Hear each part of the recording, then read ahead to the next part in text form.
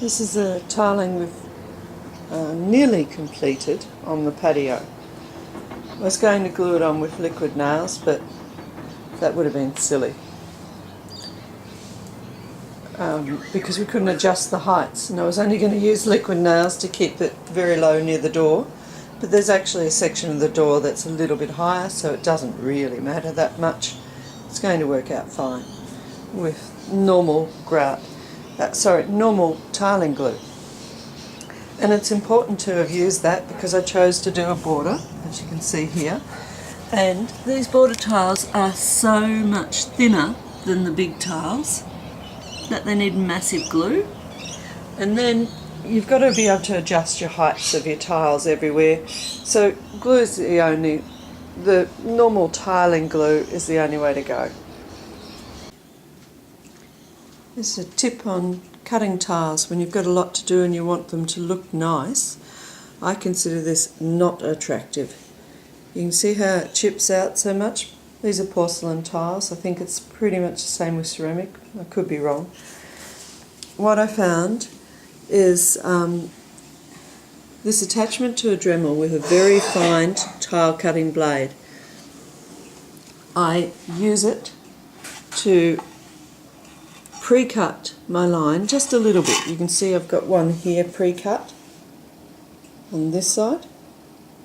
So I pre-cut my line to take it down to the subsurface.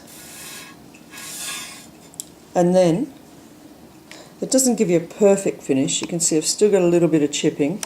Sorry, the inside line here is where I haven't cut the line, and I run the blade just about a mil or half a mil.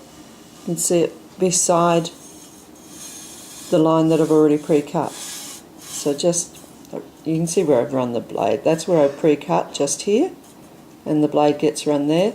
And where it hasn't been pre-cut by the drill, it chips out like crazy. I've changed the blade on my tile cutter. It's brand new. Makes no difference. Just makes it go through much quicker. So I couldn't avoid it. So because so many of our tiles had to be pre-cut and put up next to the mosaics. That's the good side, of course. And here you can see where we've cut beforehand with the Dremel attachment. So this is a special Dremel attachment. It looks like this, $37.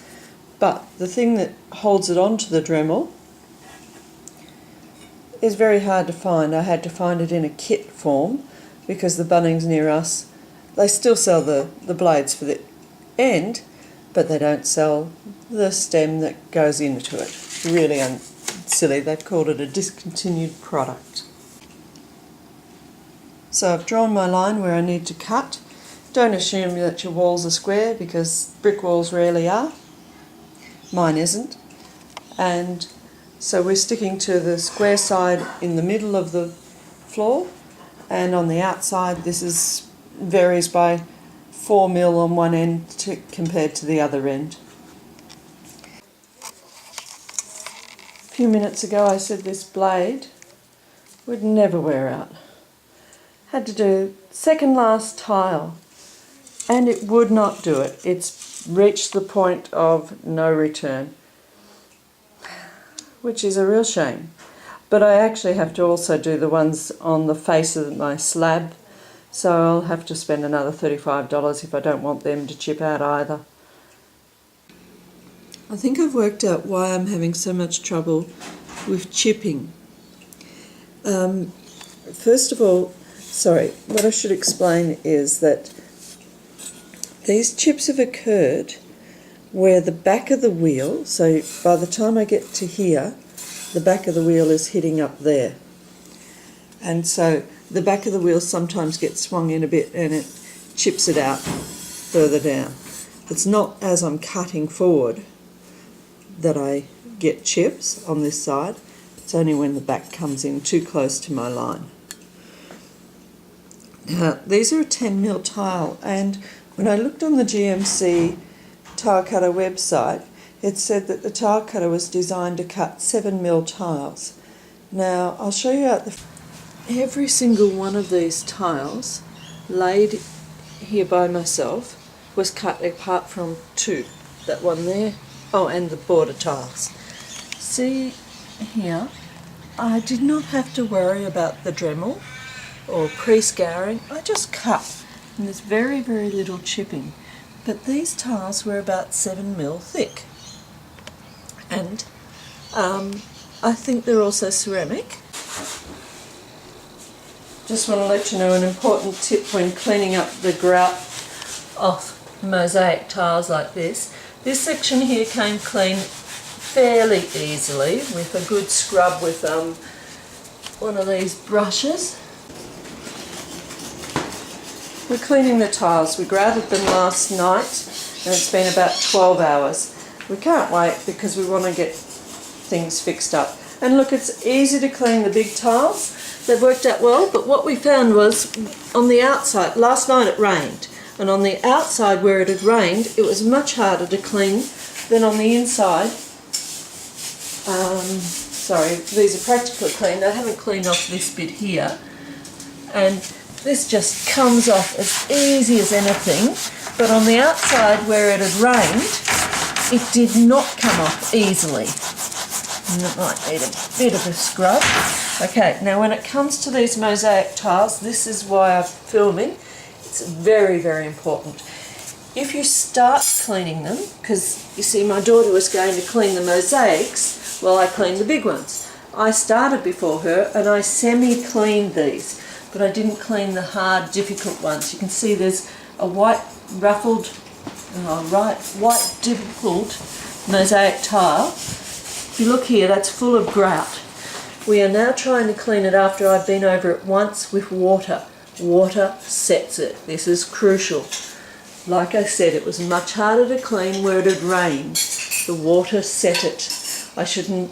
Alana tried to clean after I'd been over it, and it is a nightmare. This here has cleaned up easily because I hadn't been over it. She just had to scrub it really hard with one of these, a very old dish cleaning brush. A toothbrush worked, and water. Okay, we went out, and because we're now trying to clean up the area that I washed, and it's not working for us, it's a nightmare, like I said, we went out and bought this U-Butte lift-off acid cleaner, mixed it up, a bit stronger than perhaps it needed to be, put on for 5 minutes, left it. It does not work. This is where we've used it. Okay, if you've washed once, just semi-washed, it will set the grout onto your mosaic tiles and you'll hate it. We've tried it neat, it doesn't work. What we're finding works a little bit is warm water and detergent, just normal kitchen detergent, and you can get one of these scourers. It's not ruining my porcelain tiles next to it, and it is shifting some of the grout, but it is such hard work. Just clean the tiles 100% the first time you touch them with any water. And like I said, we've only left it 12 hours. It says to leave it 24 before you clean off the grout smear. Well, I would hate to do that, but remember, never semi-clean, partially clean. Don't put water on them to partially clean them unless you're going to 100% clean them, because you're just going to be so upset. This area here was impossible to get clean. I had to resort to risking a metal scourer. These are stone mosaic tiles, so it actually worked, and I haven't ruined the rest of the tiles around it. I've been very careful to just go on the stone tiles. It was either that, and a knife works really well down these grooved ones to get them clean. But otherwise, if I hadn't resorted to the metal scourer, they would have ended up like this, concrete blobs, or grout blobs I should say. Adam came to my rescue. I was up holding on to the first two tiles and they just would not grip for first 10 minutes I was holding them. And they'd slide and I'd slide on the ladder. So you can see we've got the multi-grips, clamping them with little wedges to keep the spacers at the right spot.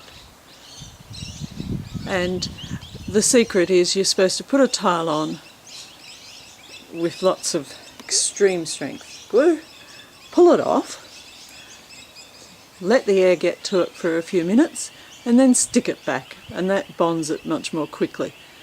But when you're holding two up there, because you've made a mistake and haven't read the tube, you're stuck. So he helped me, read the tube, and we pulled it off, put them back on, and then clamped them. And we've been able to move the clamps along after about 20 minutes, 15 to 20 minutes.